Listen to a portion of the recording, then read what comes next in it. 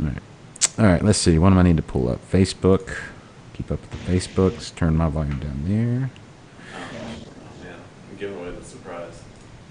I'm going to pull up YouTube here. Man, we've had... I was kicking so much ass.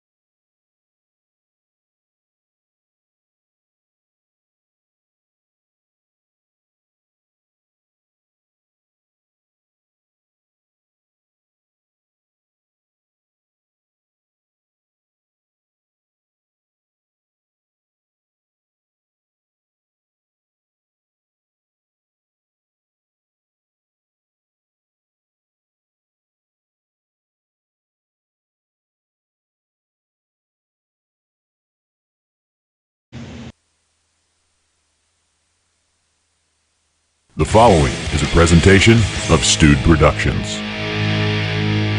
Because you can't drink and talk at the same time. Leave the conversation to us and order another beer. You're listening to Texas's live Midday beer-centered show, Liquid Lunch. Liquid Lunch. Here are your hosts, Catherine Contreras and Josh Stewart.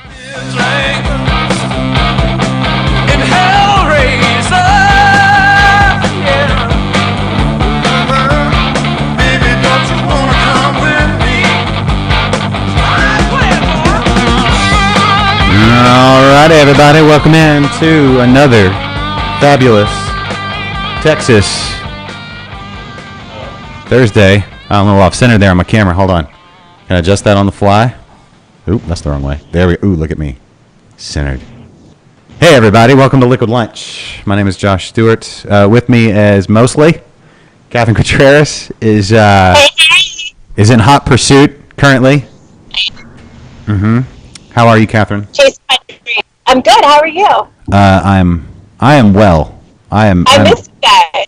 Well, yeah, we missed you too. And Happy New Year. Dad joke? Listen, I've got so many of those just in the chamber ready to go. But yeah, are Jules and Kennedy still together? Yeah, we'll get it. Burning questions answered today. But before we get into all of that, welcome into the studio our guest all the way from New Braunfels, Texas. Beautiful New Braunfels, Texas. If Kennedy's ready to take the shot. Ready to take the shot. And it's boom! Kelly Meyer, Nathan Reed, what's up? Nathan and Kelly, how are you? Okay, how's it going?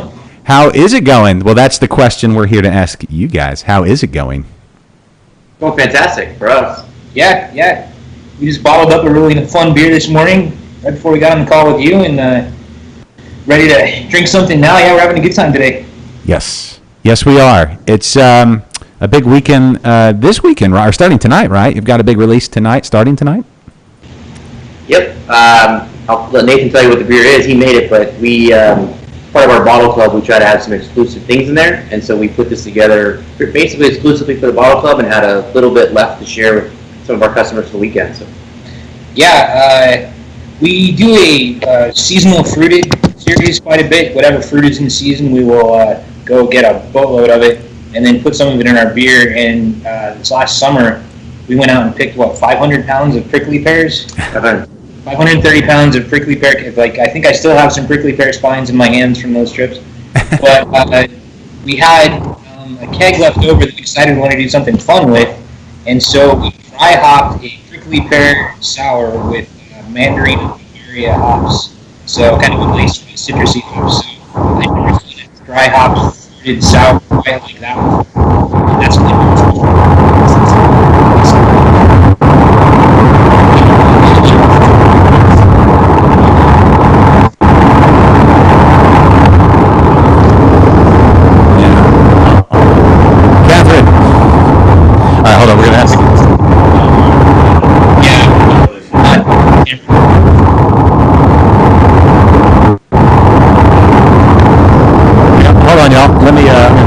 I gotta figure out how to mute. And you're gonna have to go through all that again. Yeah. I gotta figure out how to mute You, Catherine. you guys are muted right now. Sorry. Catherine on the run is literally currently she's running. Yeah. Hold on, let me pull it over. I had it all figured out right here. I was Hey, like, why don't you introduce me? oh, say hey everybody, say I do. Say there's Kennedy.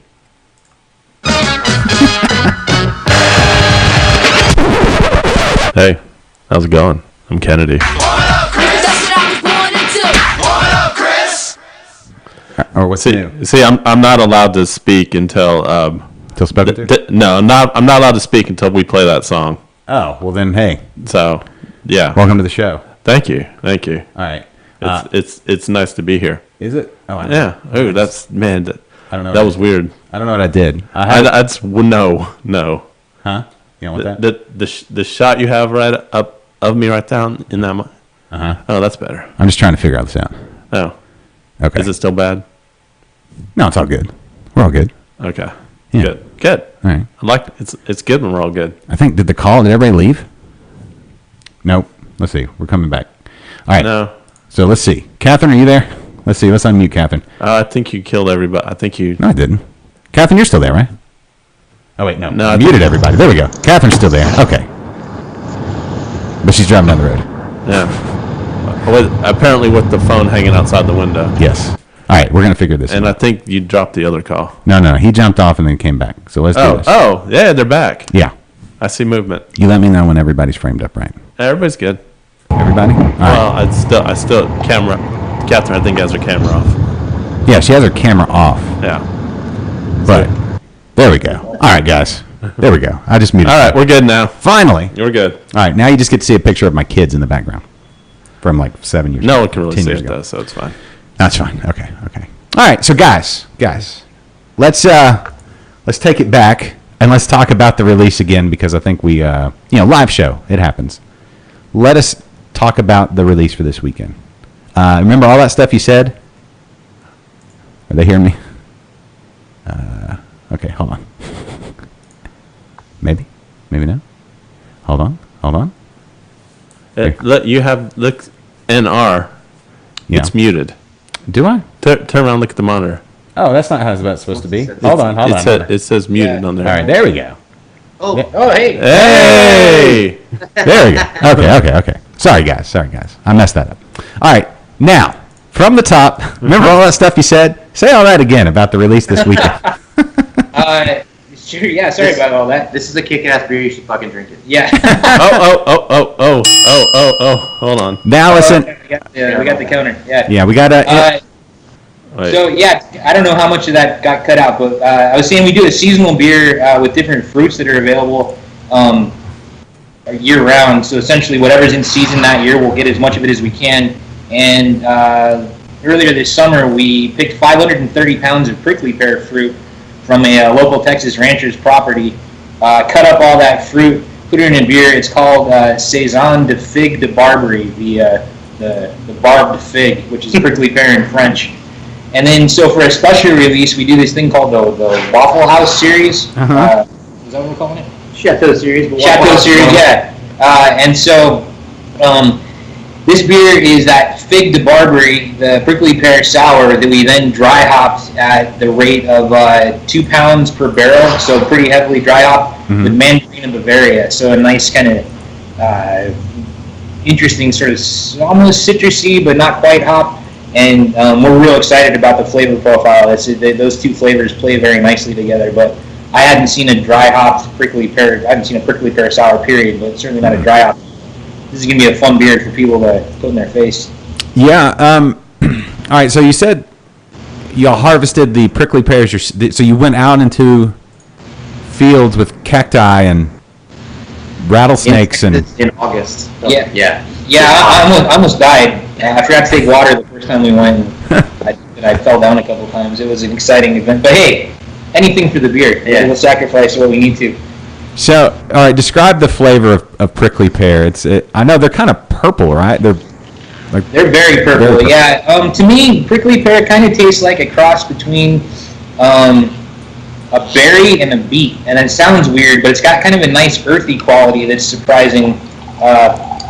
That I don't think people expect. And the rate that we fruit our beers, which is minimum 4 pounds per gallon, you really get a nice expression of what that beer can do.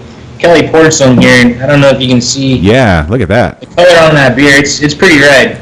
No, that's And beautiful. my motto is all the best beers are pink, so this one certainly falls into that category.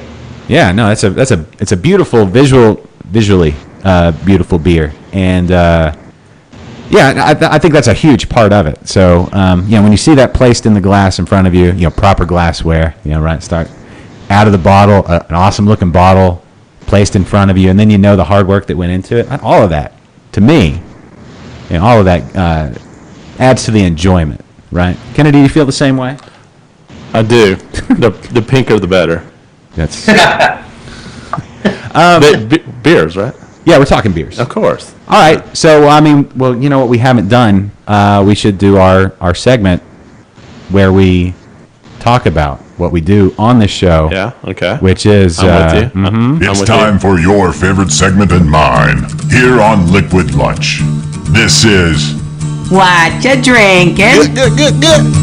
so today on the show, we do have a new Bromfels beer. It's not Pickle Fucker, unfortunately. Yeah. Wait, Oh, it's this- not fucker. Oh, No, it's not Pickle Fucker. How did you have us on your show and not have Pickle Fucker? Pickle Fucker's a staple.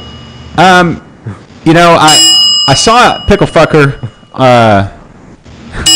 on tap at Brew 30, which is a place here by my house here in Cyprus. If Yeah. anybody's there, Tiffany and Melinda over there. Tiffany with the beer side, and then Melinda with the rock food truck. We're going to be there actually next week for Interbrew, self-promotion, shameless self-promotion.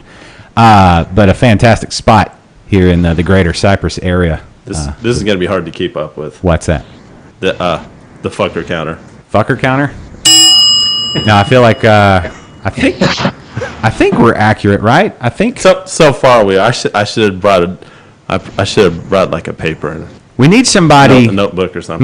Maybe in the Facebook chats. I see Chris Spradley's there. Does someone want to be the official fucker Yeah. counter? Fucker counter. Yeah. Oh, damn. Sorry. Yeah. And then Brock and Sylvia. Hey, Sylvia. Sylvia actually she wrote out Pickle Fucker in the chat. I don't know if that counts as another one. You just said it, so that counts. Yeah, but when I say Pickle Fucker, does it actually? That's its own thing. But the fact that she wrote Pickle Fucker, shouldn't that be? Yeah, we'll count it. Why Okay, not? so we're at 14. Yeah, we're at 14 fuckers. Oops. 15. For us, we're awesome. Yeah, and then the three of us on the screen there. Is that an additional 18? Does that makes 18? What? Additional 3? Well, no. It only counts when you say the word. Okay. Well, we don't just, Or any F bomb. It doesn't just have to be fucker. well, that we're talking about a beer there. That's why it's FKR. It's not a. I'm including it to all expletives. But that's not a swear. That's just the name of a beer, Yeah. right? Well, I don't think it's a bad word. No, it's just. I don't it's- either. It's the name of a beer. yeah. And it's exciting too because when we have to keep it PG whenever we're at events, we call it Pickle Flicker, which I think is a little bit worse than Pickle Fucker, but Well, pick your pick. That's up to you. would you? Yeah, I would rather somebody full on. You want someone to fuck your pickle? Yeah, I mean, if you're gonna go with, I don't want you to flick my pickle at all ever. There's Wow, come on. I don't know that there's I mean- ever a time where it's appropriate just to flick somebody's pickle. I'm back. I don't know if that matters, but No, it does matter. I robbed my phone. It fell to the back of the car. Oh, okay. So. It's better than what. Fast are you driving? Yeah. Were you dodging bullets or? No, okay, so I borrowed my stepdad's car today because I have so many children that my mom can't fit them into her own car. So I have to switch cars with her. Mm-hmm. And then I went to adjust the mirror, and the mirror fell off. And then in panic, my phone just slid to the back of the car. Yeah, no, that's typical. That's a typical. That happens. It was a real pickle fucker. Oh, I wasn't prepared. No. That's why we need an official counter. Yeah. Man, we need someone to do this. Yeah. So. This is a lot of work. Oh, Sylvia is clamoring. Maybe not clamoring, but she really wants to know how Pickle Fucker got its name and the story behind said beer. So it was actually brewed originally as a 3-gallon experimental, just put on draft for fun. And I literally never intended it to be anything. And so I had that term for some reason in my head. This happens to me sometimes when I just creatively, like, I come up with something, I don't know where it came from, and like, whatever, I'm gonna run with it, I think it's great. And I remembered later that I had heard it from Clerks 2. So it is actually a Clerks 2 reference, but at the time I didn't remember that. Okay. Yeah, Clerks 2. There you go. I don't remember which one it is. It's been a minute since I've seen it. Yeah. One of the Clerks. It's a Clerk movie. Yeah. That's actually, I think, Clerks 1 on Netflix currently. Do we have a Netflix counter? Netflix. Yeah. No, one counter a day is enough for me. Okay. I'm having a hard time with this one. Yeah. No. It's almost legal. The What do you mean almost legal? fucker counter is almost to 21. Well, Wait, there you go. Legal drinking age for the counter. We would be remiss if we didn't talk about what we're drinking. Kennedy, since you brought said beer in, why don't you tell us what it is, and then we'll let the guys talk about it because they made it. All right. So first of all, since we had New Braunfels Brewing Company on air, I decided to Go on. get a New Braunfels beer. Yeah. So I have, here we go. Hold it up. Wait, Beautiful bean footage. I am. Go. Hold on. I got to get to my control panel. Oh, there we go. Sorry. All right. Das Local, New Braunfels Brewing Company. Can you guys tell us more about this beer? Go for it, Nathan. So yeah, I was saying before we got on air here that I believe that's blend 5 that you have there. It is blend 5, yes. Every time we do Das Local, we tend to, so that's our blonde bean that we then have put in contact with red wine lees. And the fun thing about that beer is that every time we make it, it gets a different red wine lees variety. So I think it should say the variety on the label of that bottle. If it's blend 5, it's far enough back that I can't remember exactly what we used. But every time we make it, we use a different varietal, so it's got a different character to it, which is a lot of fun. And I was saying that in October, it was my 2-year anniversary of being the brewer here at New Braunfels, and that beer was one of the very first ones that I had really a hand in, that we, from labeling and making it and putting it on the lees and kind of doing all this stuff with it. But Kelly really threw me in the deep end right when I started. Here, make some beer with red wine lees. I'm like, well, all right, let's go. So, okay, so how does that work? Oh, wait, he's still. I think we got a little bit of Scott. Did you drop it too much? No, Oh, God. Whoa! You got a gusher there? He does. We got a Well, he gusher. banged it against the thing a couple times. No, not on the carpet. This room's going to smell like, well, it's going to smell like beer. And I'm going to need another shower. Seriously, you just showered me, man, right in my face. Did I? Squirted right in the face. I will say, Not the first time you said that. most of our beers is a good rule of thumb to open very gently because they're naturally carbonated in the bottle. Yes. Sometimes you get a little excited. So Yeah, and the way is it gushing everywhere? Kinda. Go grab some paper towels. Hold on. Jeez, or pour it all in the glass. yes, yeah. Jeez. I can only do so many things. I know. Ruin the rug. That's the main thing right now. We should say fucker like 20 times right now so we can get the Oh, count. God. It's going to be all sticky now. Somebody else is going to have to keep track of the fuckers. That's 2. Yeah. That's 2. Somebody online. Somebody. Hey, Rudy. Rudy just jumped on. Everybody say hey to Rudy. Jules. Hey, Jules. Ha! Beat Kennedy to that. Who else? Jeffrey and Matthew. Hello, everybody. Joining us today from various points in the greater Texas area. So, All right, I'll get a paper towel in a second, but for now I want to enjoy this beer. okay. Look at that. This one, this beer, not pink. Hey, when you're using wine lees, is there any type of I don't know, legal restrictions or anything like that? Is it I guess is that pre-fermented, or how does all that work? Yeah, wine lees is essentially, if you're a home brewer, like that yeast cake you get at the end of brewing that you will transfer off of. Essentially with wineries, it's the same thing. So it's their yeast, a little bit of particles of the grape skins, obviously color, a little bit of wine.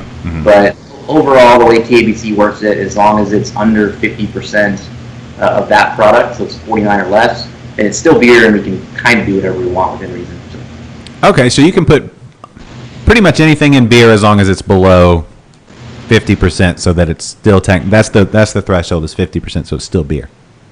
Right, 49 or less. So 40. We make a beer that we blend pickle juice into called Pickle Fucker. I don't know if you've heard of that one. So Yeah. obviously we do that.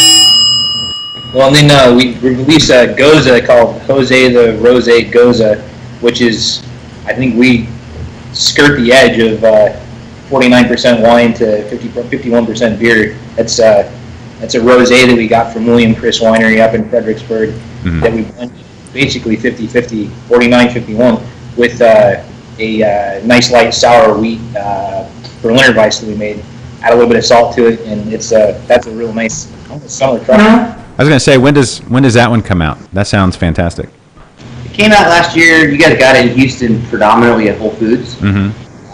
And then we still have some, because obviously when we make a beer like that, we bought a lot of wine, and so it's a beer that will age forever.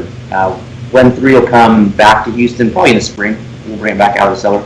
Okay, back in spring when it's 90 degrees again here in Houston. That's perfect. Yeah. That's we have a lot of summer type beer drinking weather, so we need it's 75 here today. Yeah, so we need more of those. So that's what is the ABV on that one? So it goes typically is low.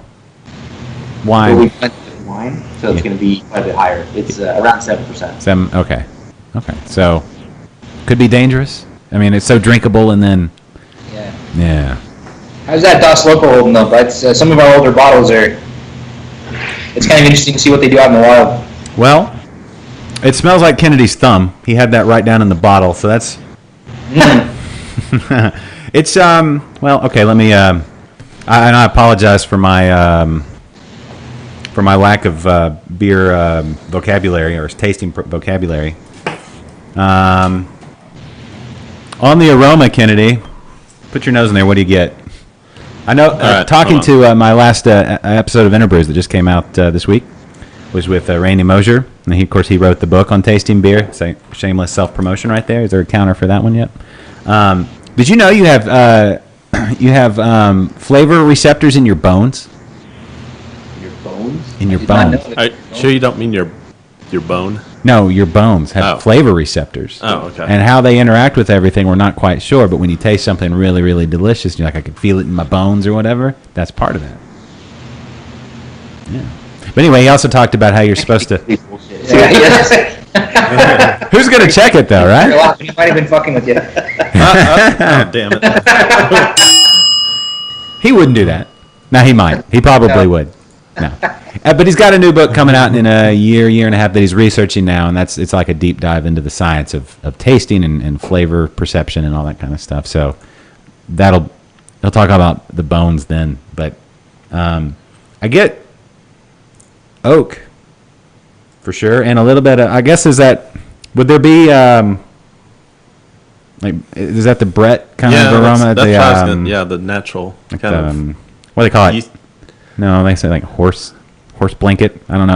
I've been on a horse like twice, so I don't really know what their blankets smell like. Like a farm addict or something like that. A farm addict, like somebody who's addicted to farms? Yeah.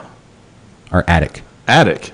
Like in the top. I did say addict, didn't I? Sounded like you said addict. I did. I don't know. Well, it's a thing. Okay. One of the fun things about that beer in particular and some of the stuff we're doing now is like when I first started, I kind of was just giving our house culture to play with and like, all right, here it is. This is what it does. And we use it in all the beer we make now. Back then we made a couple of clean beers, but we've since gone completely sour. And so the house culture definitely controlled me at that point where it's like, all right, I'm going to do whatever I want and you just go along for the ride. But in the 2 years that I've been here and with the different styles of beer we made and the things we've made, I've really been able to kind of bring that house culture to bear where I can bring out some of that Brett character, the horse blanket and the more funky stuff. Or if I go another direction, I can bring out some more of the acidity or the tartness. And so it's really through kind of experience and trial and error and just sort of collaboration with Kelly, we'll come up with an idea and then we'll go ahead and make the beer. We can really kind of bring that to bear. So this one is still about as wild as our house culture got. I hadn't done anything to really tame it. And so you probably are going to get a lot of Brett. There may be a little like some different levels of acidity in there. I was gonna just say, it just got me in the jowls a little bit. Not as acidic as say like you think of like with pickle fucker, but it got me just like it was like a subtle like grab my jowl. Right. Well, so the next time you talk to Randy Mosher, you should talk to him about where different levels of acidity or different types of acidity hit your palate. One of the things that I consider a flaw in our beer to some extent if it's too expressive is if you have acetic acid. If it tastes too much like vinegar, something went wrong. So acetic acid almost burns your throat, it's so harsh. Whereas you have other types of acid like lactic acid, which is more of a soft acidity, which is still going to be very tart, but it's one of the ones that we really want to present. We want more lactic acid acidity. And then with things like wine lees and some of the fruit we use, you get another type of acidity called malic acid.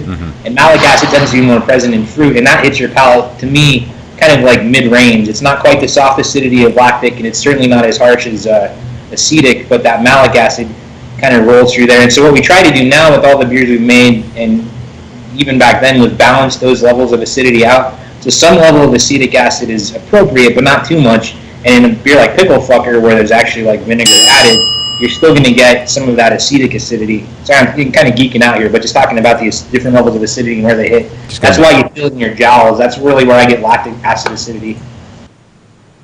No, I like it. I like it when you go deep on acid. It's I like that nerd talk because I try to read some of these brewing books, and it just kind of I don't know that my brain has the capacity to handle all that information. So that's why I like talking to you smart guys, and I'm like, I just nod and act like I understand, and then people like by association, people are like, dude, you know a lot about beer. It's like I know a lot of people that know a lot about beer. Just stand next to them. Yeah, I stand next to them and by proxy get a little bit of that rub. Not a flick, just a little bit of a rub. All right. Huh? So we just had 2 more pickle fucker comments. Oh, really? And then I just said pickle fucker, so that's... Is that 2 more? That's 2 more, so I got to add 4. Janae says that pickle fucker is her all-time favorite. All time. That's a compliment. Yes. Yeah, appreciate that. I mean, anytime anybody says that, right? I mean, that's about any beer. That's pretty awesome. That it's their all-time, because that's a commitment. It's a commitment. Would this be a good time to tell my pickle fucker story? I think so. Yeah. Yeah. Let's do this. Yeah. Here's a little bit of okay. Go Kennedy. Okay. Do you need any background music? Sure. Do you have background music? No, I don't. Okay. So in Kelly, in August, in October, my girlfriend Julie, hi Julie, she's watching, and we're in Berlin, as in Berlin, Germany, and we went to this craft beer bar called the Berlin Beer Academy, and there's a little picture of it, and so as we're sitting inside, it was cold. Feet were hurting. We're just sitting there admiring the view and look up on the wall and we see a bunch of bottles. Well, that's the shot of what we saw on the wall. And if you go in for a little closer inspection, you'll see, ba-bam. You'll see a pickle fucker and a Saison de Electra. Wow. Just sitting in a random bar in Berlin, Germany. That's funny. That is pretty cool. Have y'all been to Berlin? Did y'all drop those there yourself, or was that? We didn't, but I've had a few people that have bought beer to take back, and so I know for a fact some has gone to Germany. I don't know if that's where that may have come from, but I know there's one guy that had told me he was going to Germany and he wanted to pick up beer specifically to do that. So I'm sure that happens some other times too. It makes sense, right? It's kind of is that meta? That's not meta. It's just full circle, right? Where like the German immigrants came to America, settled in the New Braunfels region, right? New Braunfels is a historically German town. From the people from Old Braunfels that came here, yeah. Yeah, the Old Braunfels. Where's Old Braunfels? Do they call it Old Braunfels or just Germany? Why not in Germany? But like, is it near Berlin? I don't know. I don't know either. Somebody Google that. My German geography is a little rusty these days. Yeah. Well, we got the new one. Why would you mess with that old shit when you got the new one? Busted up old Germany. Yeah. Yeah. Old musty Braunfels. We got the new one over here, man. Braunfels 2.0. Who needs old Braunfels? I wonder what they do over there. I wonder if they brew beer over in old Braunfels. Hey, you could say that I'm so old I remember when it was just Braunfels. Right.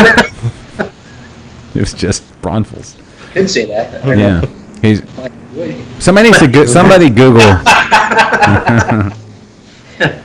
Hey Jody, and who else is on today? Linda. Hey Linda, and everybody else. Danny. Yeah. Danny from Dallas. Sylvia just gave herself a ding. Did she? Yeah. Yeah. She said she mixed pickle fucker with crime from Stone Brewing, and it was insanely good. Insanely good. Yeah. From Crime and Punishment? Oh, Crime and Punishment? Yeah. Oh. So we had several requests from regulars to do a peppered version of Pickle Fucker. Mm-hmm. And so we started with jalapenos, and as a bottle only, or tap room only release, that was called Hell Yeah. And it's kind of a funny story. So jalapenos, we put them in, people were like, oh, this is great, but it's not hot enough. You got to do something else. And so then I put Serranos in, and that one was called Zero Fucks Giving. And people were like, this is good, but it's not hot enough.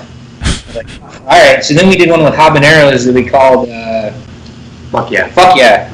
And people were still like, you know what, this isn't hot enough. And I was getting kind of angry at this point, so I was like, you know what, fuck you guys, fuck your mother. And then we did one with Carolina Reapers that we actually called Fuck Your Mother.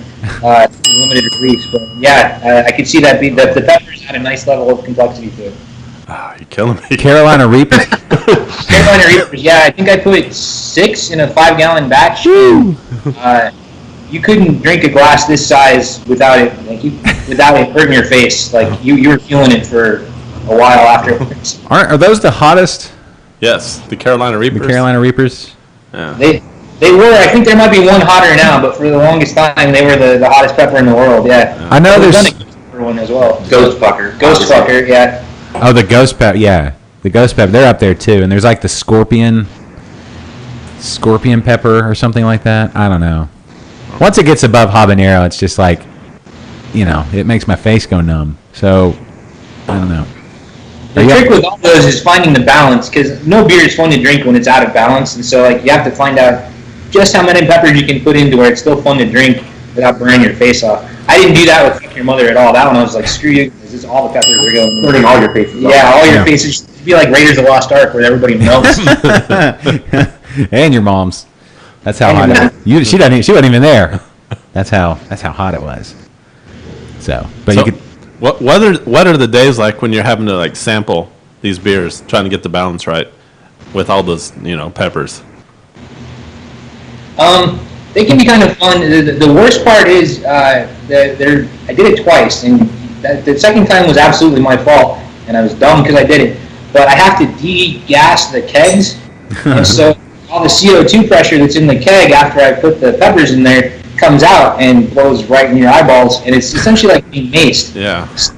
Kelly came in one day and I was all puffy and red. I was like, what the hell did you do? I was like, oh, I maced myself with Carolina Reaper juice. Garbage keg. That was not my proudest moment, but that's when you know the balance is too far. That's old school test. That's the old Braunfels test for beer balances. If you go blind, dial it back. I would imagine it also. I imagine it also gets in your beard too. Like beards. Oh, yeah. A spicy beard. Yeah, and then you like scratch your beard and rub your eye a little bit later. I bet you that's the best parts. A little surprise, like Carolina Reaper in your eye. Yeah. Yeah. The gift that keeps on giving. Yeah, beards are a mixed bag. Like they look great, right? Right, Nathan. You and I can probably. Yeah. It's a good style. Yeah. Yes, and but. And fried eggs are the greatest thing ever, maybe. I don't know. Sylvia thinks pickle fucker's the best thing ever, but fried eggs are up there too. Anyway, mixing beards and fried eggs, it's a mixed bag. It stays with you. Fried eggs, milkshakes, things in general. Yeah, it's not good. Anything that like solidifies. I knew you were gonna say some shit. I'd like to retract that previous statement. All the drippy things. All the drippy things. Yeah. Yeah. Yeah, anything that solidifies in there and you don't realize. Yeah. Mm-hmm. Yeah. Agreed. All the drippies. You know, anything you got to explain later. Yeah, exactly. I swear it's fried egg. That's all I say. Just always go fried egg. But, all right. No, okay, so the release this weekend, it goes all weekend, right? The event is Thursday, Friday, Saturday, Sunday? Yes, sir. Yes. Look at that. Okay, 4 to 9 this evening. So hang out here with us. Maybe finish up some work, I suppose. And then at 4, if you're in the New Braunfels area, you go to... All right, thank you. Why are you doing that? Placing the cursor right in front of where I need to be. And then tomorrow, kick off your weekend. Well, this is kind of the kickoff to the weekend, but tomorrow, 2 to 10. Saturday, 11 a.m., 10 p.m., and Sunday, 1 p.m. to 7 p.m. Do we have football on this weekend? We have football. The playoffs only on Sunday, right? Or is there a game on Saturday? And This is a way better event to attend. I would much rather go see. No. You can you watch football in the tap room? Is there a TV? I mean, do you want to? I mean, There's not. There's not, but we do have complimentary Wi-Fi, so if you want to watch it on your phone, you can certainly do that. We've had people do that. I Bring think- their iPad, sit out here and watch it. Yeah. I think that's probably the best option, right? Because when you go to a tap room, you want to interact with people. Mm-hmm. But if everybody's watching a game, it's just kind of a distraction. Even like I'm not that big of a football fan. It's not a sports bar. No, but I don't know. I mean, whatever. All right, fine. Don't watch it. I don't care. I'm not a sports fan. So You're more of an anti-sports guy. well, how about that? I'm trying to message Catherine. That's why I'm a little bit distracted here. Oh, it's cool. All right. So anybody that's not been to New Braunfels Brewing Company in New Braunfels, not Old Braunfels, You're missing out. yeah. What does everybody need to know? Because we have a lot of people here in Houston. We've got Dallas viewers currently. We got some people out in West Texas watching now. I just saw. When they're coming through New Braunfels, what do they need to know? Like, what are some of your best beers, or what are the things they need to make sure they try? Well, we specialize in everything we do is mixed culture, so it's all going to be like sour beers.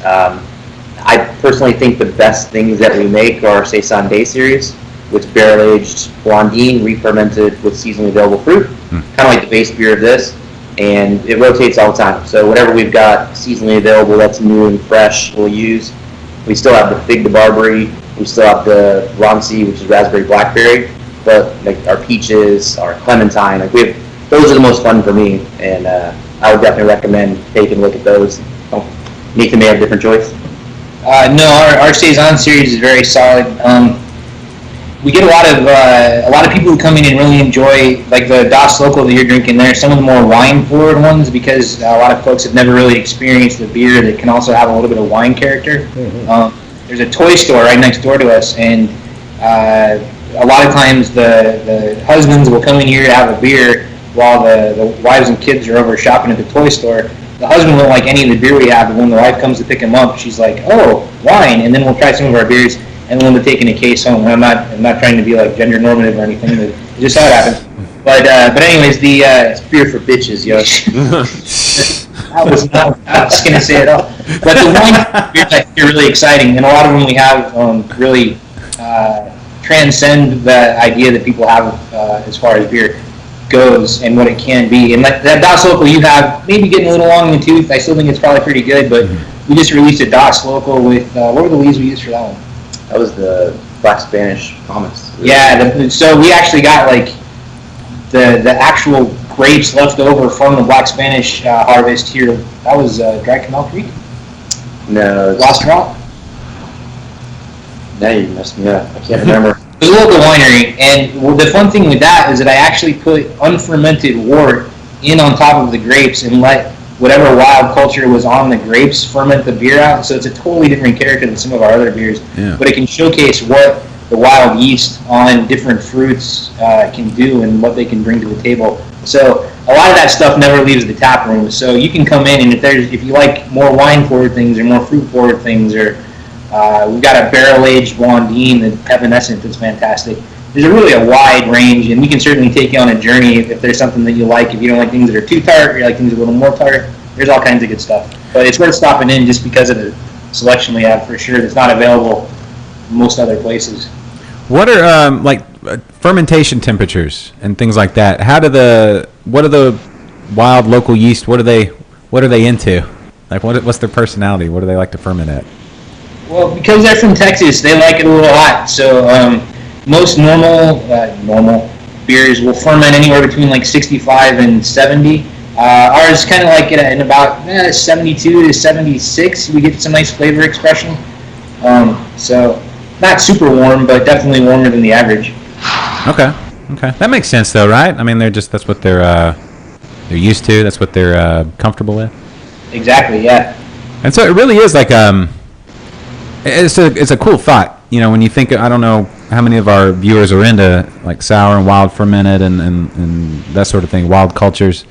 But it really is like when you hear about I don't know, like wine, they talk about terroir, like the flavor of the land and all that kind of. That's what you're doing. I love that. It's really another level of getting into the beer and the. Well, one of the the big sour brewer in Texas, everybody knows, is Jester King, and Jester King does a lot of stuff with terroir. They have captured the yeast. They've got a cool ship where the yeast and cool night air can kind of blow over an open vat of wort, and they do a lot of things with that, and it's fantastic. They do some really neat things with that.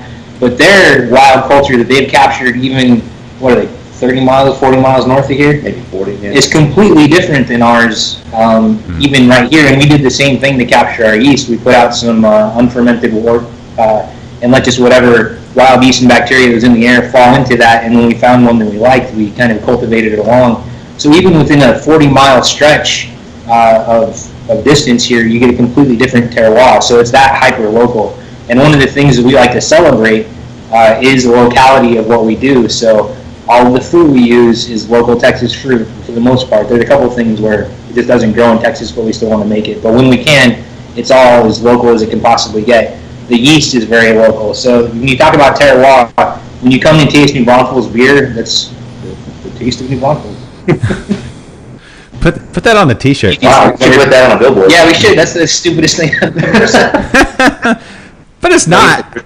I did say dripping things earlier. Yeah, that might be the stupidest thing I ever said. I mean, the fact that you hit like the top two in one show, that's that's pretty spectacular. You know, the top two dumbest things ever. No, but it's not though. That's the thing. It's like it's not. It's really, when you really start thinking about that. I mean, how better to get to know a place than to put it in you? So that's right. Kennedy, you know what I'm talking about, right? I know what you're talking about. Anyway, I don't think anyone. No, it's just me. It's just me. I'm kidding. Okay. No, obviously that's your experience here. You do that with wine. You do that with food. If you want that local experience of the area, so it is unique to what we do here in New Braunfels, and I think it really represents uniquely in our beer in a cool way. It has a story to tell for what we do. Yes. Okay. So the fruits, the wild yeast. What as far as like food pairing? So it's going to be a bit different than more, say, like traditional styles, I would imagine, just because the elements of the beer are different. But do you have any like your favorite food pairings with any of your beers? Like you would just say, oh, you got to try that. Like the obvious one, since we're on a pickle fucker kick today, is pickle fucker and deviled eggs. I had that at an event, and I was amazed at how it worked. It was great. Yeah. But, well, it is the dill that makes the deviled eggs. I think it's the bacon, but yeah. You don't always have bacon though. I do. Yeah. But yeah, as far as some of the other stuff, like obvious food pairings, you have a baked fish with that very subtle naughty blend 6 is just unreal. It's the way that VSN 6 is kind of like a blend of a wine, a sour beer, and orange juice, and so it's wide open of what you can do. I think all of our beers kind of screen for food pairings. It's really more what we design them for, with the acidity and the dry palate. It just works really well to pair with food flavors. I had some really nice Thai food the other day, and my wife and I cracked open a bottle of Launch de Braunfels, which is a relatively new beer for us, but It's based on a beer out of northern France where they actually will filter the wort through hay. So we got hay from a local farmer out here, and we filter the beer through the hay before it goes over into the kettle, and it adds like a really nice grassiness, earthiness to it, and that mixed with like the fresh basil and all the other like really intense flavors you got in the Thai food was fantastic. I really, that was a nice food pairing. So Yeah, little roll in the hay there. roll in the hay. Yeah, that's that's not the first time I've heard of hay being used like as a filter. Right? Almost like a filter type, like randled through hay. I don't know how you describe it again. That's almost exactly it. Yeah, the mash tun acts like a big filter, kind of like a randle, and when all that beer kind of filters down through the grain bed and then through the hay after that, it picks up all that character, and it's amazing to me how much that survives through the brewing process. But part of the reason we did that is I really geek out on historical styles, and so way back in the day, before they had a lot of stainless steel or anything else they do, in order to help the filtration of the beer, if they were trying to make a really clear beer, they put hay in the bottom of the mash, and that would help sort of filter out some of the particulate in the beer and get them with a clearer beer.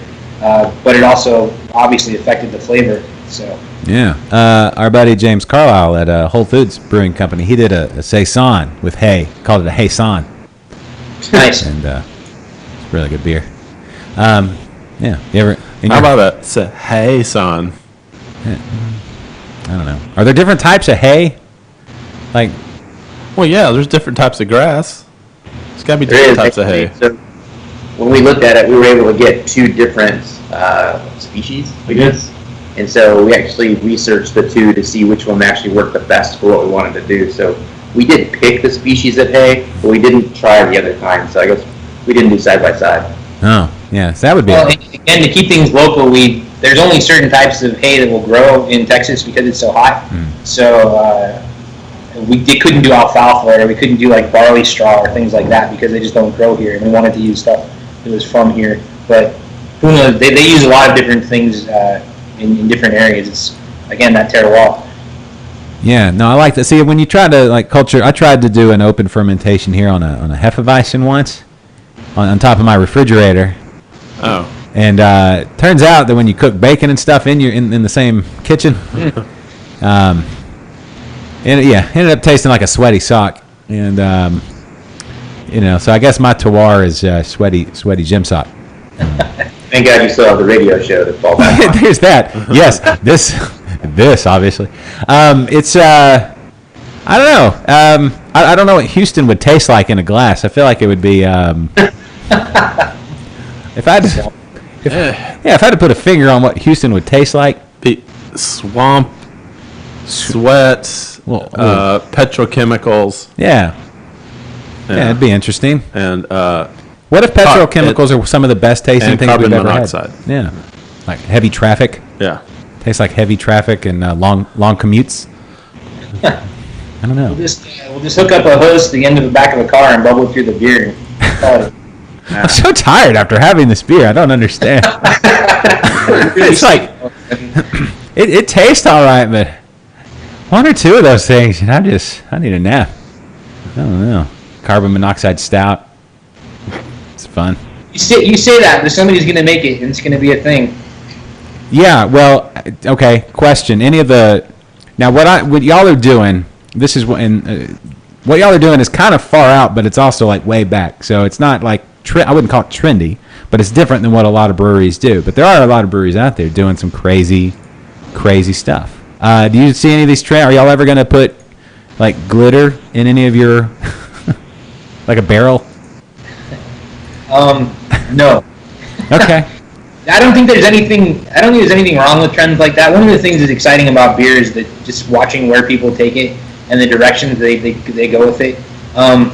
I'm never going to yuck anybody's yum. I think that's kind of the bad way to approach anything. If somebody likes it, great. I'm not going to tell them they're wrong. But we have, Kelly and I, one of the reasons we work so well together and it's been such a good partnership is that we have really similar sensibilities when it comes to what we like in beer. And so a lot of what we put out reflects what it is that we look for when we're drinking a beer. Like I've gone through almost a bottle of this while we're talking just because it's so good. but it's because we like it. And you know, I like IPAs, but I'm not the biggest IPA fan in the world. You can get very well-made IPA from just about any brewery, so we're never really going to do an IPA. And there are some things where it's just like, that seems kind of like it's just sort of a trendy thing that's going to be a brief little blip on the radar, and we don't really chase trends. We want to have something that's going to be, I mean, you're drinking a beer that's 2 years old, and there are still beers like that on the shelves, and the stuff we're making with an outlook to the future, like to enjoying it. You know, like we always say, buy a case and drink one a year, and that beer you have in the 12th year that you bought that case is going to be a completely different beer than you had when you first drank it, but it's going to be just as good. Yeah. So that we really look at the long game with that, and some of this stuff is fun in the moment, but are we going to be drinking glitter beers in 3 years? I kind of doubt it. I don't know. What if the future is just glitter beers? What if in some weird, like we're in a weird time historically, we don't know what's going to happen. Sour milkshake glitter IPAs. You heard it here first. Yeah. 2025 is going to be the new hotness. It's going to be the it beer. Glitter. No, what'd you say? Glitter milkshake. Sour beer. No wait. What'd you say? Okay. I didn't say anything. Milkshake, sour. All right. Somebody get on that. Jeffrey, he's our resident mad scientist. Get on that, man. He should try that. Yeah. I don't know. We'll have to try some different varietals of glitter. Where do you get your glitter? And yeah. I don't know. Terroir, the different glitter. I mean, organic homegrown glitter for me. Yeah. Where do you harvest glitter from? I don't know, but I want my glitter to only be in pastels. Oh. Yeah. I can roll with that. Yeah. Now that's the next, when you're pairing glitter with, say, like a fruited beer, do you want the same color and like a flow, or do you want to try to go with contrast? Oh, contrast all the way. Yeah. We're contrasting. Contrast. Or do you go with multiple colors of glitter so that you catch that different color spectrum as it swirls through the glass? Or does each bottle have a different color of glitter and you have to buy them by the set? And if you get the one with gold glitter, you get a free tour of the brewery or something. There we go. Yeah. That'd be cool. Yeah. Have a collection. Yeah. I got all 5 colors. Now my question is, what is glitter made of that's you put in beer? It's an element. I think it's on the chart. Yeah. It's E. It's E? It's E. It's made out of E. Oh, God. Get it out of here, please. What is the atomic weight of glitter? But does it, what is it made of? What is it made of? Like, is it sugar? Well, sugar would dissolve, wouldn't it? I have No, I think it's plastic. I think it's just like little plastic confetti. So you can't digest it, right? Well, so I say that. I think there is like food grade glitter. I have no idea what it's made of. I don't think they're putting plastic in your beer to drink, but yeah, I don't know. A little bit of plastic. We got a little bit of plastic in everything, right? I think we're so old and out of touch. We don't know what glitter's made of. I don't know, but I feel like would it digest, and if it doesn't, does it come out the same as it goes in? And it's almost like, well, that would be worth it. That's what I'm saying. Like, that would be exciting. Like you had glittered objects coming out. You'd be like, I got my DNA test back from Ancestry.com. Didn't say anything about my leprechaun heritage. Obviously. Yeah. Look at that. Boom. It's the worst pot of gold in the world. I mean. Or you could like trick people and have nothing but gold glitter and tell them you got like, oh man, gold poop. That's just what I said. And so he said the worst pot of... Yeah. He stepped on that joke. Yeah, but do you trick people into like thinking there's really gold and like they'll dig it out? Someone will dig it out. Nobody will dig it out. Right. I don't want to meet the person who's digging through their own poop trying to get the gold. I saw that episode of Oz. Hard pass. Hard pass. What happened to that show? Yeah. Anyway. Anything else we need to discuss before we, wrap up the old interview and the show? What else you have going? You have anything coming up? I mean, obviously this weekend it's a big party, but what else? What do y'all got coming up in the future, event wise and things? Well, so we're about 2 months away from our next bottle club shipment, which is obviously one of the cooler things that we do as a brewery. Because we're a brew pub, we can do one-offs and small releases. So like this one, Nathan and I were just kind of talking this week about what we were going to do as an exclusive release for them in March. So if you sign up now, you'll be on the list for the bottles in March. So email list? Yeah, you can just email the brewery, go to Facebook, let us know. There should be a link on our website also. And then my wife runs that, so you'll end up talking to Lindsay, so be nice to her. And I will say that one of my all-time favorite beers that we made here was a Bottle Club exclusive, because we kind of can just do whatever we want. And sometimes you can't do large volumes of this really exciting stuff, but we always let that really special stuff go for the Bottle Club. So it's, if I didn't work here, I would join the Bottle Club, just because we put out some really cool stuff. That's cool. That's cool. So join the email list. Foamyhead13 from YouTube says it's been a little while since he's been to the brewery, but he loves it and he wants to get back soon. So our vast audience on YouTube, Bring it on, buddy. they love them some New Braunfels Brewing. All right. Well, yeah, it's everybody. If you're out and about Hill Country, get a little Hill Country in you, a little drive around. New Braunfels, way better than the old one. It's totally worth the visit. And you can go see Nathan and Kelly and the whole gang at New Braunfels Brewing Company, and get a little terroir in you. Mm-hmm. Sorry, there won't be any glitter beer, but it'll be a sparkly experience regardless. Well, we're definitely a BYOG establishment, so if you got something you really needed to have happen. Yeah. Well, yeah. Either you could bring it for the beer itself or just on you. I like to throw a little glitter on a weekend every once in a while, just to shimmer it up. Mm-hmm. Mm-hmm. Maybe a little bit by the eyes. Y'all ever do that? No, just me. Snort up your nose. A little bit. However you got to do it. Yeah. All right. So all the delicious beers, including the many mentioned pickle fucker. That can be found, I know, and numerous beers, the bottled beers here in the Houston area. I would imagine, is it all across Texas? Have you reached out all across? Are we just mainly? We haven't gone west. We haven't found a great distributor pretty much anywhere past Fredericksburg, mm-hmm. but we're all the way north, all the way down the Rio Grande Valley, and then all the way east. And then we're now in 5 other states as well. Oh, yeah? So, what other states are you in? Louisiana, Florida, Indiana, California, and Oregon. Okay. Well, okay. Well, Louisiana, I get. It's close. It's right there. Florida, why not? Fucker over there, by the way. I don't know why that doesn't surprise me at all. The funny part is it did surprise my distributor. When we first went into Louisiana, he refused to pick that beer up because he was like, pickle juice beer? No, not doing it. And then I dropped some samples off in the market, basically told him you didn't have a choice, and now they're selling the shit out of it. So that's awesome. Yeah. Yeah, those Cajuns know how to party. But what made you decide, like, Indiana? That's what's the beer scene like in Indiana? What we decided early on is I kind of am in some of those cities that make sense, but really it was more distributor partnerships. Mm-hmm. So instead of picking a market that I felt our beer needed to be in, I wanted to pick a distributor that understood what we did, supported everything that we do, and I felt like had the ability to sell it.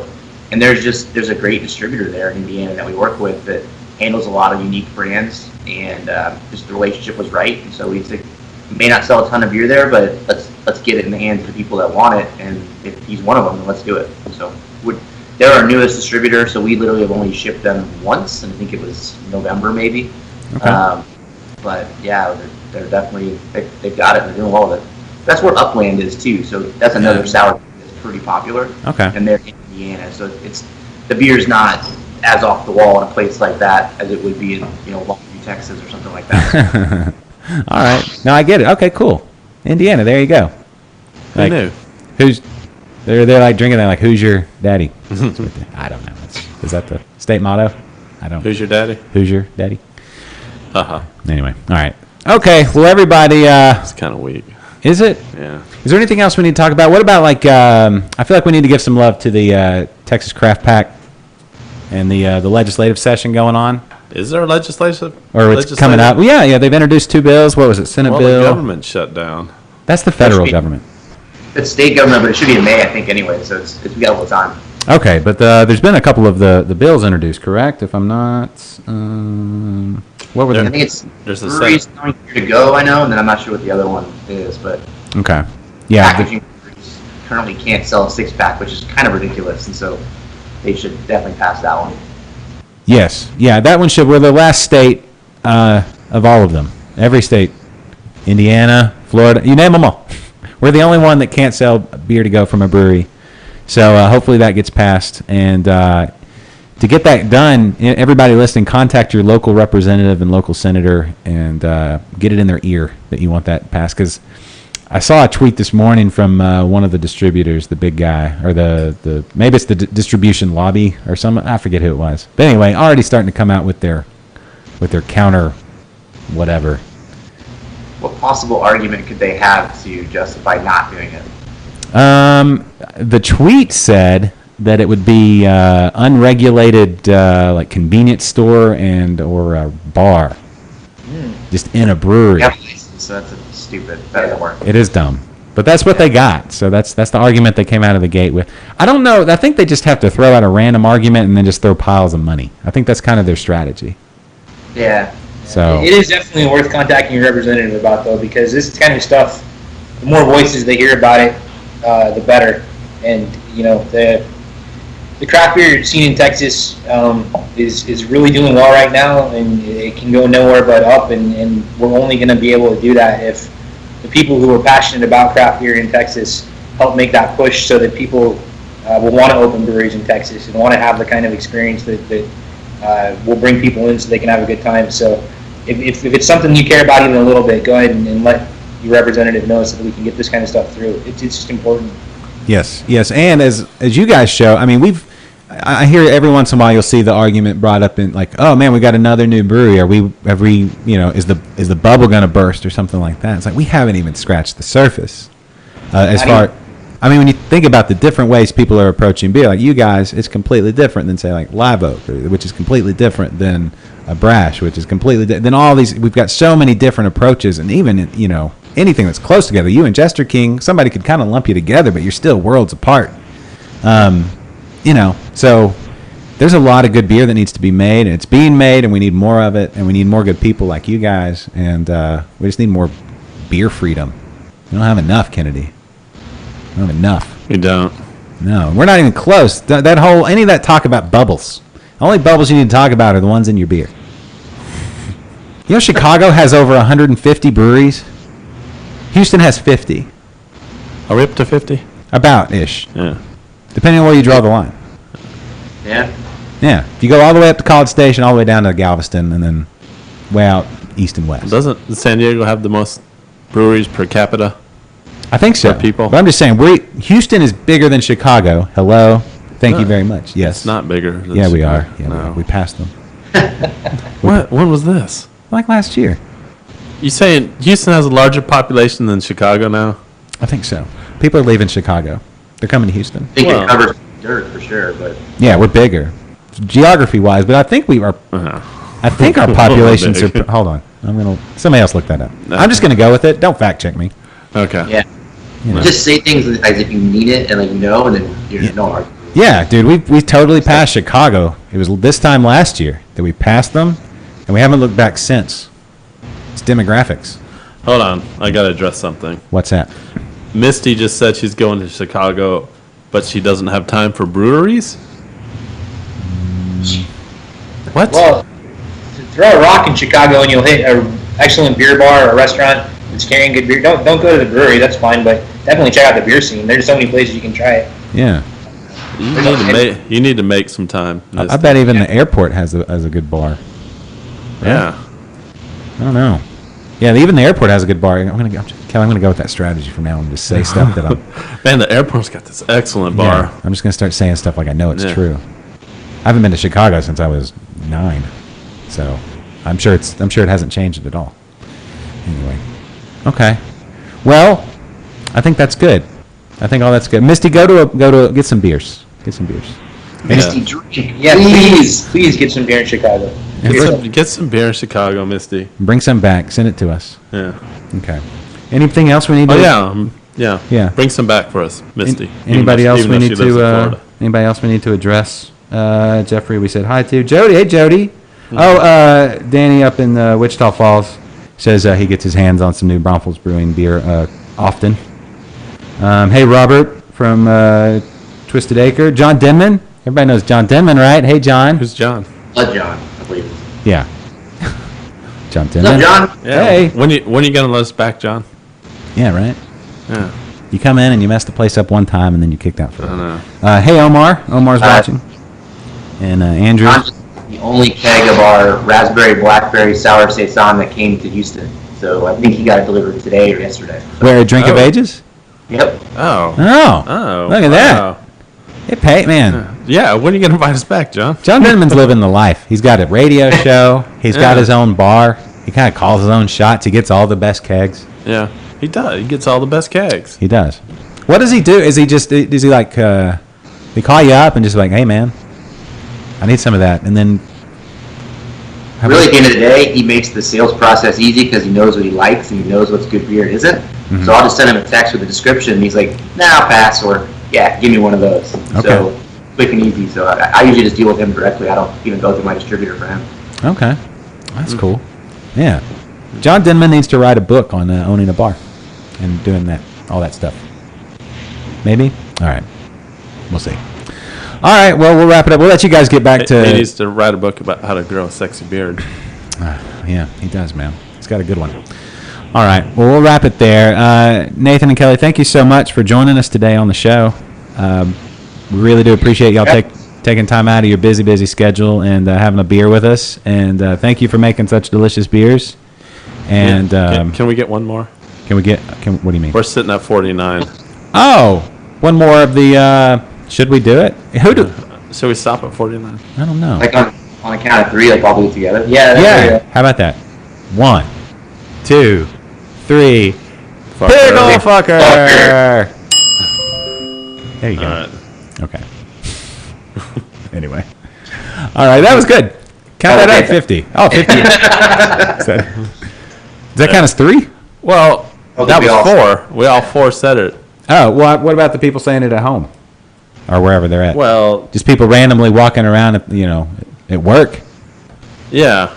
We should get like video cameras and follow everyone. There's no way to monitor that. Yeah, send us your pickle fucker. You yelling pickle fucker at the top of your lungs or ordering one. No, we don't want people to send us that because we won't be getting beer most of the time. Public, we'll send you. Yeah. There you go. Most of those picks won't be beer. All right. Well, okay. We'll wrap it here. Well, guys, thank y'all, and keep it up. Again, everybody, if you're in the New Braunfels area this weekend, check out the new beer release this weekend and every weekend. Great beers, taproom only beers that you can only get there. A little taste of New Braunfels in your glass, and a little bit of Nathan and Kelly right there in your glass as well. You don't right. want that. All right, Ozzy got one. Did he? Oh, Ozzy got one? He commented. Okay, cool. He caught twice. Damn All it. right. Cool. All right. All right. All right, guys. Well, thank y'all very much. Yeah, man. Thanks. All right, we'll talk to you later. All right, bye. There they go. There they go. And boom. Look at them. Do we have one more beer? Yeah, we do. What do we got? We got so Oh, the new St. Arnold IPA. I haven't tried it yet. no? Yeah, Well, there we go. We should try it. Let's I'm- open one. We'll split it. I'm kind of excited about the. This is one I'm a fan of because I tried it first at the the beer garden. This was Yeah. a beer garden exclusive. Oh, was it? Yes, and this is where that's their test room, I guess, or their test platform. Yeah. And it's a really brilliant way to see what works and what doesn't. So they had it there, and then everybody loved it so much that they were like, let's just package it up, send it out. So, like, the thing I want to do is I want to get this, I want to get Art Car, and I want to get Alyssa IPA. And those are the three. I think this is their new year round.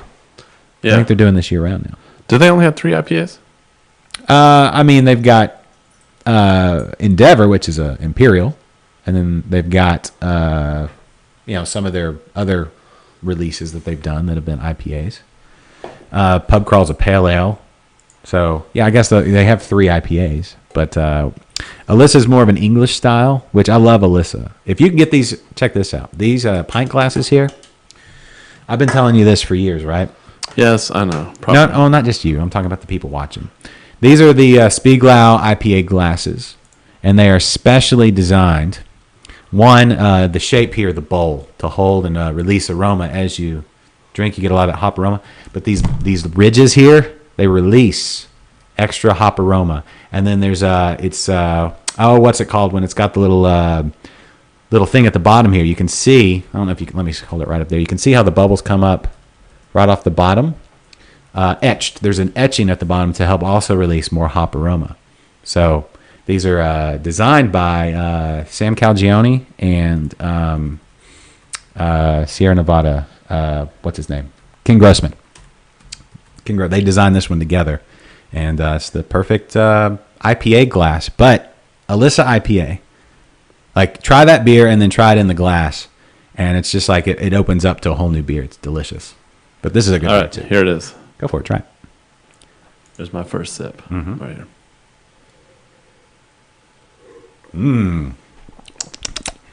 Delicioso. Yeah. Wow, that's really good. Yeah, hand me that can. I haven't even... See, is there any description? I like the can. It's trippy, right? It's like... A lot of them are kind of trippy. Yeah. Citra hopped. Citrodas. There you go. Citra hops. There you go. Delicious. Love Citra. Yes. We should probably, before we wrap the show today, it's really awesome when we get to have guys like Nathan and Kelly on from New Braunfels. We're going to try to do more guests this year, 2019. I don't know if you've noticed. We've done this our second episode. We've had a guest, right? Right. Last episode was Sydney from Southern Yankee. Next week, we'll go ahead and announce it now. Jeffrey Stuffings from Jester King is going to be on the show. So throughout the week. Whoa. We're having Jester King on? Well, it's not the whole brewery. But Jeffrey from Jester King? Jeff Stuffings is going to be on, founder of Jester King. Oh, wow. You excited? Yeah. Well, good. I'm trying to add a little bit of excitement here. It sounds like... I knew it. It sounds like you're calling in sick next week. And so, when have I ever called in sick? I think there was one time. No, that was me. Yeah. Anyway. But anyway, we're going to do more guests. So if you are a brewer, or if you're into the beer, if you're in the beer world, if you do anything at all. Yeah. You don't necessarily have to be a brewer. Anything in the... No, that's what I'm saying. If you're in the beer industry. world, we want to have you on. We don't just have to do it on via Skype. We can show, if you're in the Houston area, we can, set something up. One thing we've talked about this year, and if anybody has any ideas, I want to open it up because this is y'all's show too. It's not just our show. It's all of ours shows, right? Yeah. So if you have ideas for shows, but one thing we're going to do this year, and we've already talked to Mary at Thistle Draft Shop in spring. Opening day of baseball, I believe, is March 27th, I believe, but the Astros opening day is March 28th. It's a Thursday, and the game is at 3 o'clock. So if it's a Thursday and the game's at 3 o'clock, well, why not do a pre-show? Why not do a pre-game, for the show? So right now we're talking about it. We're going to get all the details put together. Tentatively, I'm going to say it's at Thistle Draft Shop because Mary, she seemed cool. Hopefully we don't do anything in the interim to too much time spent there, too many beers had there, get us kicked out or anything. But that's what we're looking at. We're going to do a Astros opening day. They're in Tampa, so they're not going to be in town. So we're all going to gather, have a show, and then watch the first game of the Astros season this year. So Danny, Jester King is a definite destination brewery. If you haven't been there before, they're constantly adding new things. They're growing fruits and I think they're growing hops and all kinds of stuff out there. And they've got little baby goats running around. Those were there last time. They bought the pizza place there. Kennedy, I don't know. We'll talk about all this next week. Haven't they had the pizza place for a while? No, it's been there, but I'm saying that it was owned by somebody else. And so Jester King bought it. So everything out there is now theirs, and they've expanded a lot, and they have the big outdoor seating area, and it's all covered. And yeah, it's just an awesome place to go enjoy some beer, and it's just one of those things where it's like everything just kind of comes together in a beautiful moment. I went there last March or April. Yeah, it's my first time to go to Jester King. It was awesome. Mm-hmm. There's a lot while you're at Jester King, there's a lot to do just in that small area. just right up the road is the Argus Cidery. Yeah. And Last Stand, Last right around Stand, the corner, right there yeah. across from Argus. And So then there's if you're more at- stuff coming out there too. Really? Yeah, I don't. I think there's another brewery opening up out there Oh. somewhere in that general area. Like you take the turn. Is it you go off 290? I forget the name of the road. Like you're heading to Dripping Springs before you get. And yeah, and then Dripping Springs, there's a few. Yeah, it's a day. It's one of those places. Just go and stay there for a while. But yeah, Argus is cool if you're into ciders. It's a cool little spot, and then Last Stand's right there, so you might as well hit it all up. Yeah. But we'll talk to Jeffrey next week and get see what the plans are for this year, releases, and all the cool stuff they're working on. But back to us. So I'm wearing my Astros shirt, so I'm ready for baseball season. Football's done. Yeah, I matched the logo today. I like that. It's a nice shirt. Are those available anywhere, or is that just a Kennedy exclusive? Well, I'm going through like designs on T-shirts, and these are just one, as we call in the industry, one-offs. Yes, Twisted X is out there. Yeah, absolutely. Awesome. Suds Monkey is a really cool Dripping place Springs. too. It's small, but they have some really good stuff. We need to get. I wonder how the internet is in those places. I don't know. We'll ask Jeffrey. If he's, we'll see where he's at. If he's at home, Yeah. maybe it's just early, and he, being the owner, you get to do stuff from home. But if he's out at the brewery, that'd be a good sign that it would be. I mean, there's enough people there. Well, I'm just saying that they definitely probably have a decent Wi-Fi. Do they? set- I don't know how set that up there. works. I mean, I know they do the credit cards and stuff. I guess they do have to have internet. Yeah, well, yeah. I mean, that place is still. I think it looks rural. That's a tough word. But I'm pretty sure they're well wired out there. I think when we were there, somebody was telling us that they're planning on like building apartment complexes right across the street. Oh, not like across like the main road, not the road that Jester King's actually on. So yeah, like urban sprawl has like reached almost Jester King now. Oh. Which is kind of sad, but No. they have a lot of land out there, and so they're still pretty secluded. Yeah.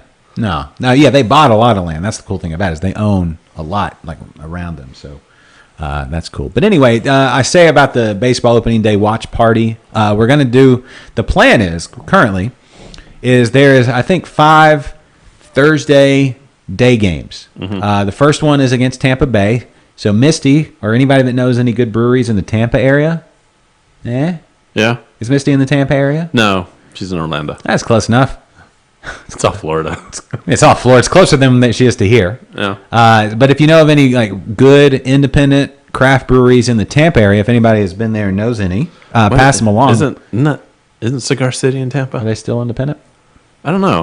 They're in that conglomerate. I don't know. Oh. I would rather. They're kind of everywhere. I see there. They are, and I mean, cigar. They make good beer, everywhere. High Lie, and all that good stuff. But if anybody knows of any good, cool little breweries in Tampa that we could have on the show and talk smack to, I don't know who's. I wonder who's opening. Oh, we could do like a sweet Tampa. build up all week. We're just talking shit to each other. Perhaps, yeah. And then, of course, you know who Tampa got, right? They got CFM. Who? Charlie frickin' Morton. Who's that? Jesus. Is he a pitcher? Yes. I knew that. The Astros World Series. Dude. They won the World Series 2 years ago. The whole thing I realized this. Was an amazing journey. You should at least, when they're in the World Series, you should, your hometown team, you should, just for the sake of the show, you should at least watch like 75 seconds of highlights the next day. I think I did watch highlights when we won. So much drama. Yeah. In that series. Anyway. So, we're planning on doing some, day game watch parties. I would say the best pre-show you can watch. If you're planning on watching the Astros, anyway, watch the Liquid Lunch pre-show. Yeah. And I know, let's say we play Pittsburgh. I think we play Tampa twice where we play on a Thursday day game. Yeah. I think it's a here and here kind of deal. So maybe we go back and forth with whomever we decide to. Is Mary going to be willing to let us do all these pregame shows? Why not? I mean, we don't even have to tell her. We can just, Yeah, you're right. We'll just show up. Yeah. And then when she asks us what we're doing in the middle of it, we'll just run. If she's not there, we'll just say, hey, we got permission. Yeah, Mary said it was cool. Mary said it was cool. Yeah. We'll send some people. Like, everybody go there now. Go to Thistle Draft. If Jake's there, like, hey, Mary said it was cool. Yeah. And if Mary's there and Jake's not there, we'll just say Jake's at school. Jake already gave us permission. Yeah, we'll make it work. Yeah. Yeah, so there you go. But if y'all have any other ideas, or if you have designs for T-shirts, send them to Kennedy. Message us. Send us on Facebook or somebody like that, or Instagram. Direct message. Yeah. See, this one is. I'd hate to give this one away because it's just a big. It's like a big patch. Mm-hmm. It's just a big kind of almost sticky. But I don't know. I've watched it like 10 times and it hasn't started splitting yet. So there you go. It's not bad. Anyway, I just went. These are cheap. What kind of T-shirt is it? Cotton. I know, but the brand. I don't know. I think this might be a Hanes or something. I forget the brand. That's the. Yeah, well, it doesn't matter. So I also had like this one with like the blue one. The horizontal logo too. Okay. I like this one better. Red. Red's a good color for you. Oh, and I like the red, but contrast your head. I mean, like the color of your hair and your glasses. Oh, okay. Like your head's a whole like package deal. It works. It's an extra large package. It's like the contrast, your hair and then your glasses and your super pale skin, and then the shirt with the black logo. Oh, okay. So it's all like it works. Like the yellow and your skin are similar colors. So it's like you're coordinated. That's all the color. You mean like the white border in my skin? Yeah, that's what I'm saying. It all works. And the white in your hair. Like the white border in your hair. Yeah, okay. That's nice. It's distinguished. It's good. Thank you. It's all good. What's even white? It's like, oh man, my beard. Yeah. Do you know? I kind of want to grow like a whole beard and stuff, but it's all white. Just do it, man. What does it matter? It's all white. Just for men, man. No play for Mr. Gray. You can brush it out. Mm-hmm. Do it. Maybe we get a sponsorship deal with Just for Men. Right? You get a lot of work with me. You don't know. If you do too much, though, it looks weird. You want to get that, brush it in, leave some gray. Right. Or you got to go all jet black with your hair and your beard, and that seems like it would be a hassle. No, I don't want to get to where I have to like. And where do you stop? Every time I go to the. Like, do you have hairy shoulders? No. Like I've got hairy forearms. Uh-huh. And hairy legs. Yeah. But like almost no back hair. Well, that's good. Almost no chest hair. Yeah. All right. What about south of the border? How are things looking? Everything all right? Well, if you must know, I'm due for some maintenance. I'll put it that way. I had an interesting conversation. No, I'm a little due. Yeah. I had an interesting conversation with a friend. And he went to get, as guys our age, and maybe we're dating ourselves now, but are apt to do like a vasectomy, right? Yeah. I mean, yeah. If you got a ton of kids, well, or just you don't want any more, right? Yeah. So he went and he got the old snipperoo. Yeah. And when they do that, you have to clean house. You can't leave there can be no cans in the cupboard at all. It's got to be bare. Yeah. And he said when everything grew back, it was all white. And now he's like, and it was just baffled, and he doesn't understand. So, and I get it, but like Santa down there, a little bit. So I don't know. I don't know. I don't know what happens there. Anyway, that's all I got. Yeah, I mean, I don't know what to say. All right, I could say a lot. I could say a lot in this. Do you have any plans for the weekend? Yeah, sorta. Oh. I have. Yeah, well, Sunday, Jules and I are gonna be hanging out, and we'll probably. Actually, I think I'm going. I guess I could say this. You can say it. Yeah, I think we're gonna go to Humble on Sunday, and I need to go to the grain cellar. Grain cellar. Oh shit! Yeah, you mean this episode that's brought to you by the Grain Cellar? I'm glad you asked me what I'm doing this weekend. Yeah, Humble's premier homebrew store. Yeah, so I think I'm gonna go out here. I need my I got a couple things to ask Preston, brewing related. Yeah, and like what? What are you planning on brewing? Well, I don't know yet, but it's more of like purchases. Okay. Do you want to know? I mean, yeah. What are you going to get at the grain cellar? Because they've got just about everything, but what are you specifically going to get? Well, so specifically, what is it called? I don't know. The Brewer's Edge Boil and Mash. Are you familiar with that? I don't think so. It's about $300, and it's like it's full grain. All grain. Yeah, all grain. Is it all grain? So you do like the whole boil and mash. kind of like a grain father? Yeah, it's kind of like a cheaper version of the grain father. Okay. But it doesn't have the cooling system in it. Okay. And it's not like Bluetooth and all that other cool stuff. Oh, okay. But both, it's basically a cheaper version of it. And I got a bunch of Amazon gift cards. well, there you go. So Amazon. Can you trade? Huh? Does he take Amazon gift card? No, I probably won't be able to buy that particular piece of equipment there. So why? But I want his opinion on it. Oh, so you're Because- going to pick his brain? Yeah. Are you going to buy anything from him? Yeah, I'm still buying. I'm buying Green supplies. Like I buy 100% of my brewing supplies from Preston at the So Great Cellar. that is a ringing endorsement for not only does he have great equipment, although he does, I don't think he takes Amazon gift cards. I don't. Maybe he'll No. make a trade. No, well, he takes hugs. Well, he gives hugs. That's the thing. If you go in and say that, Yeah, Liquid but Lunch, not only does he give, he takes. it really is. Can you give a hug without receiving a bit of a hug? It's still flesh on flesh, right? Body on body. It's actually not really too much flesh touching flesh when you're giving hugs. I mean, it's a thin shirt or other. piece Yeah, of clothing. there's a buffer zone. There is a buffer zone just to keep the all that intimacy in check. Yeah. But anyway, Preston, one of the best hug givers possibly of all time. I don't know, he's up there.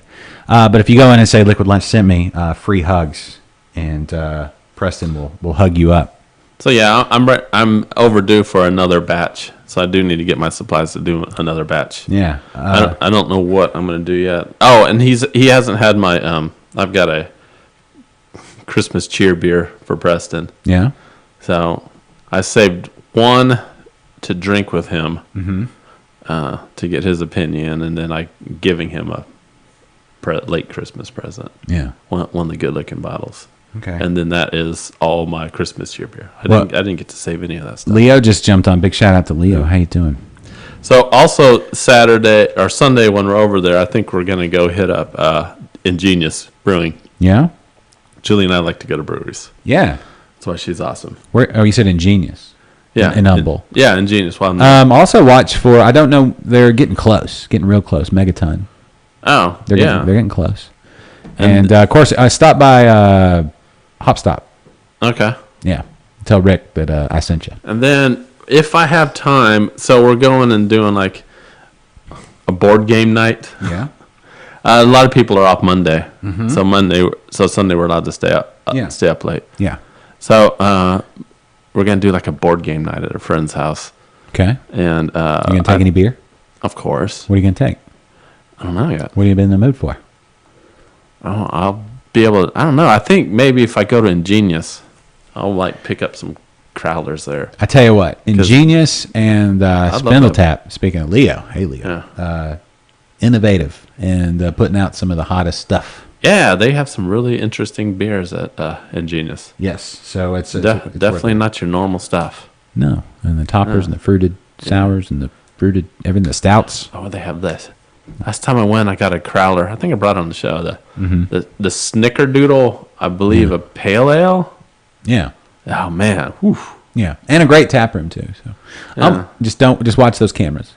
Watch the Humble stoplight cameras. Oh yeah. So, like I said, every time I mention Humble, like, don't speed in that town. Yeah, but So- drive as fast as you can lawfully and get over to the grain cellar. Mm-hmm.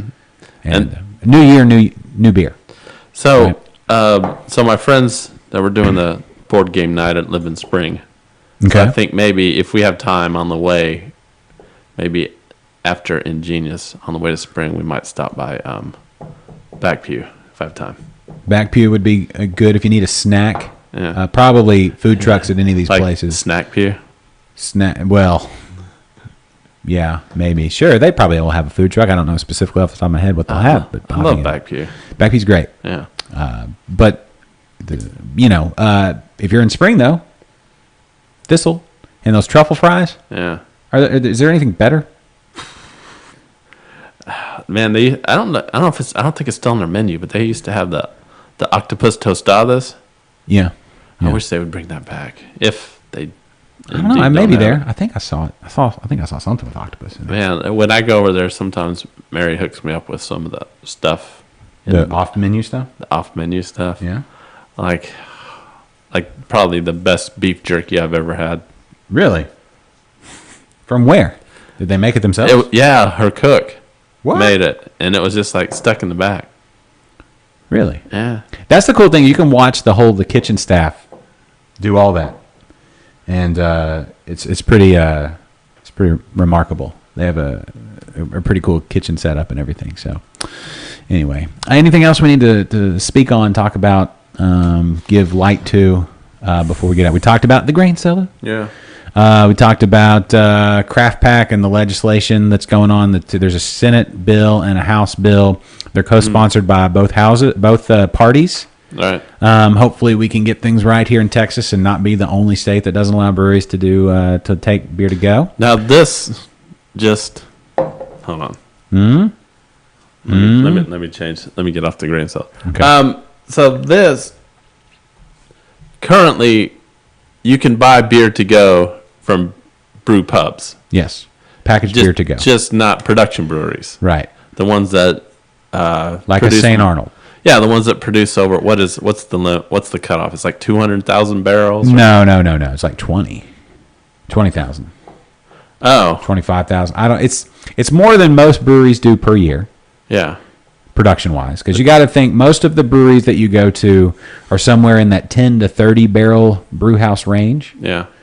Okay, so production wise, and so I think, you correct me if I'm wrong, but I believe most people don't approach that threshold at the stature that they're at now. But why have a limit? Yeah. So it's interesting we're bringing this up because last Sunday, Julie and I went to No Label. She's never been there. Really? All right. Cool. Yeah, and they've downgraded from like production brewery to brew house. Brew pub. Yeah. Yeah. Yes. So that they could sell packaged beer to go. So that's what I did, and then later on we went over to a buddy of mine's house for a little barbecue. You took a 6-pack with you or two? I did. I bought a 6-pack and I bought a crowler. What'd you get? I got the crowler was the blonde. So I got it. My buddy doesn't. He's not really sure like entry level craft beer. Okay. So I'm trying to get him off the Miller Lights. So they have a blonde ale called the Hit King. Mm-hmm. Oh yeah, the Pete Rose beer. You know who Pete Rose is, right? I do know who Pete Rose is. Yes. He played baseball. Yeah. Okay. Yeah, and he got kicked out of baseball for gambling. Right. He can't be in the Hall of Fame, even though he has the most hits in the history of baseball. Yeah. Well, he gambled. He gambled on baseball, I think, was the biggest thing, and he gambled on the team that he was managing. Yes, was the biggest thing. Yeah, that's kind of a conflict. I mean, he always bet that they would win. At least that's what he said allegedly. Oh, but we don't know. Did he? That's the thing. That's the thing. We don't know. Yeah. So that hit, and then I brought their 1980 Kolsch. So I got kind of some beer for like non-craft beer drink. The one conversion beers is what I call them. Gateway beers. Gateway beers. Yeah. So I bought a bunch of, but that Hit King. Yeah, that blonde ale was really good. It is good. They have great beers at No Label. They knocked that one out of the park. Uh-huh. Yeah, it was fun. We had a dog with us. Well, you can do that at No Label. Yeah, so we had a dog. So she's never been to No Label. So that's where. What kind of dog? Big dog, small dog, medium-sized dog. Small. It was a small dog. It was a small. It's No Label's great because it's a relaxed environment. There's a lot of outdoor area for the kids to run around, especially they have a playground. Yeah. Yeah, because Brian and Jennifer have the small fellas, and it's a great one for the small kiddos. I'm talking about like anywhere from a year to 4 year, 5, 6. Oh yeah, their kids run all over. Yeah, if you want to, not getting in your way. They have like a little area. Well, see, that sounds that to me. Okay, here you go, and this is important. There's a little playground out there. That's what I just said. You remember me mentioning that like 7 seconds ago? You got to meet people where they're at, right? You're a curmudgeonly old single guy with no kids, and so kids annoy you. I'm going to say this right now, Josh. Yeah, I'm not single. Okay, but you're not married. You're not like a. I'm not married. You don't have 7 kids. I'm not married. Kids.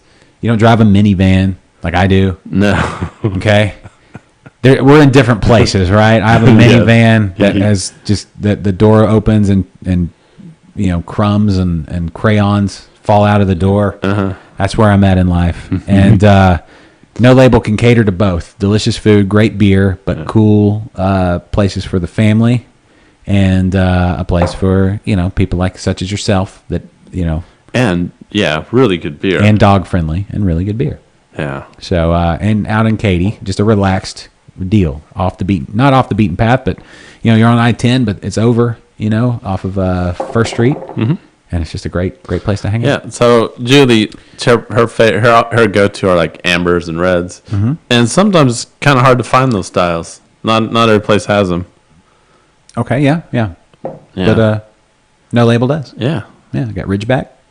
Yeah. What's the red ale? They have the Brew of H. Yeah. Was Brew of H available? Brew of H was not available. Okay. Is that seasonal, I guess? I don't know. It's hard to keep up anymore. You used to be able to knock all that stuff out. There's either too many beers on the market or too many beers in me. Either way. They have video games out there now too. Do they? Yeah. Oh. Okay. They Are the bathrooms done? They got a few. The bathrooms. I didn't go, which is amazing. They were working on them last time I was there. I think the bathrooms are done. Yeah, they should be. Yeah. It's been a little bit since I've been out there. So. Yeah. I've got an iron bladder. Yeah, but you don't have to have one. That's the cool thing about it. No, you but don't. anyway. Yeah, I'm glad that. Yeah, I remember back in the day when all they had were the porta potties. Yeah. Now we got bathrooms. Yeah.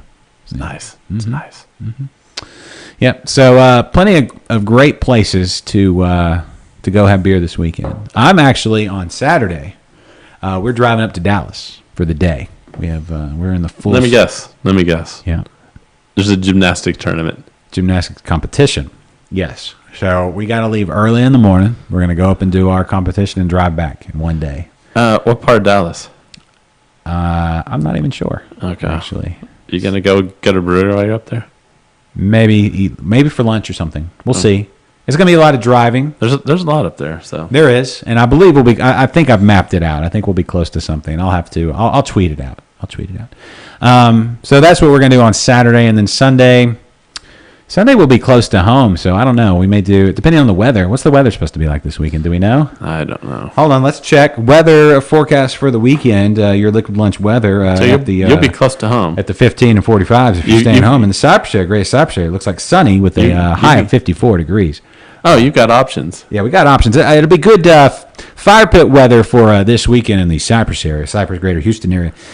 Good fire pit weather, low wind, but you want to do that one earlier. You don't want to do it as it gets colder. It's going to be a low of 36, so a little cold on the back end for that fire pit weather. So if you're going to do fire pit weather this weekend on Sunday, you want to do that around 3 o'clock. 3 o'clock optimum fire pit time this Sunday in the Houston area. Me? What am I doing? Yeah, what are you doing right now? Weather report. Oh. We're trying to be an in-the-moment show. Oh. That's what I want this to be. I want this to be people's go-to show for weather and beer info. Oh, so now we're getting into the weather business. Yeah. Because, I mean, you want to know whether or not you want to have a beer. Well, we need the green screen so we can properly do weather. Yeah, Saturday is going to be windy, gusts of wind, and rainy on Friday. But, how are we looking around the rest of the state? Hold on. Here we go. Round Rock area, windy on Saturday. Again, sunny. On Sunday, that's the Austin area. Fort Worth, again, sunny, high of 52. Where else are we at? Down on the coast. Actually, cooler on Sunday on the coast than up here in the Houston area. And that's all I got. I should have added more places on my old phone there. But it looks like from North Texas down to the coast and out through Austin, through the hill country, your prime fire pit weather for this Sunday, I'm going to say 3 p.m. So if you can get the TV outside or whatever, maybe watch some football, maybe have a great beer in your hand, cook some meats. I'm going to say this weekend's going to be a porter type of weekend. I could go that. I could definitely go that direction. Porter stout, something like that. Maybe like a brown, like a English brown ale or a wee heavy. Yeah. Maybe even like a old ale weekend at night. I just realized something. What's that? I'm upset with myself. Why is that? I need a checklist. Why? What'd you do? What'd you miss? Starting next week, I need to do a checklist. What'd you miss? So. Do we want to talk about this? Is this something we should do like in the after show meeting? Yeah, maybe. Okay. We don't have to let everybody see everything. Yeah. Okay. All right, well, let's wrap it there because, I don't know. Thanks to everybody that watched on Periscope today. Hold on, let me see how many people we had. I can't even see. Oh, here we go. Oh, you got the date right. Yeah, I did all that. We had like 15 people watching just on Periscope. Yeah. We don't monitor that one as much. That's another goal. Monitor Periscope, so any comments we can comment back to. Everybody watching on YouTube, Facebook, and were we on Twitch today? Yeah, of course. Okay, and all y'all watching on Twitch as well. Yeah, my the counter took a lot of my energy today. Oh, how many pickle fuckers did we get to? Oh, dude. Was it a bunch? Yeah, we're up. Was it over 50? We're at 58. We're at 58 now. Woo, that's a lot. Oh. All right. Well, I was worried about if we were going to get over 100. Oh, were you? Oh, because you can't go to 3 digits? Yeah. Is it not set up? It's like Y2K? I mean, I could go to... Is it like Y2K? No, don't worry about it. It's fine. We don't... That's what 100 would look like. So it's a little out of frame. It gets out of the borders. All right, that's fine. It's fine. It's 58. 58's solid, especially, for a... I mean, we would have been banned from any kind of network programming with But we didn't... It's not a curse word. It's FKR. Yeah, but there were a few times when we weren't talking about the beer. But we're always thinking about it. Yeah. Anyway. All right. Well, thanks to everybody for watching today on whatever channel you happen to be watching on or listening later on here on the podcast. Hey, shout out Sylvia. Her show tonight, Galactic Coast Power Hour. Check that out tonight, this evening. They do their streaming show as well. So a little more, if you can't get enough Beer Talk here, a little more there. So check out the Galactic Coast Power Hour. Thanks to the Grain Cellar and Preston. Also thanks to Barbacoa Apparel. All your the great fashions from Barbacoa Apparel. That's not it. The exclusive HEB stylings coming soon. So be on the lookout for that. That is super soon. That was actually what I think Catherine was part of. That was not just all running from the cops. Part of that was her going to do some of this. So hopefully we have Catherine back next week, and we'll have Jeffrey Stuffings on from Jester King Brewery. Big thanks to Kelly and Nathan from New Braunfels Brewing Company in New Braunfels, not to be confused with Old Braunfels, the newest of Braunfels. And we just really did enjoy having them on. That was really cool. I love having people here in Texas and beyond on our show. Show a little love and our appreciation for great beers. Thanks to St. Arnold for making Citrotos IPA. It's a delicious beer. Thanks to my wife for drinking most of mine. You can't bring an IPA into this house and expect it to be there when I get back. That's you gotta hide it. That's my wife. You gotta hide it. That's the old routine we go through. Look, this is what you do. Yeah. You pull out the drawer of the crisper, right? Yeah. Put the beer behind the drawer, and then close the drawer. And she won't notice. Okay, that's a thought. I'm not gonna hide it from her. I just buy one extra one, stash it in one of my other refrigerators. Yeah. All right. Big thanks to everybody for watching on whatever platform, and we will see you back again here next week. Kennedy, great job today. Josh, you even better job on your part. Hey, thanks. And check out the latest episode of Interbrews with Rain Mosher, and more to come, and more Liquid Lunch here next week. Jeff Stuffings and you. Bye-bye, everybody. Hooray for beer! Steve Productions! Woo!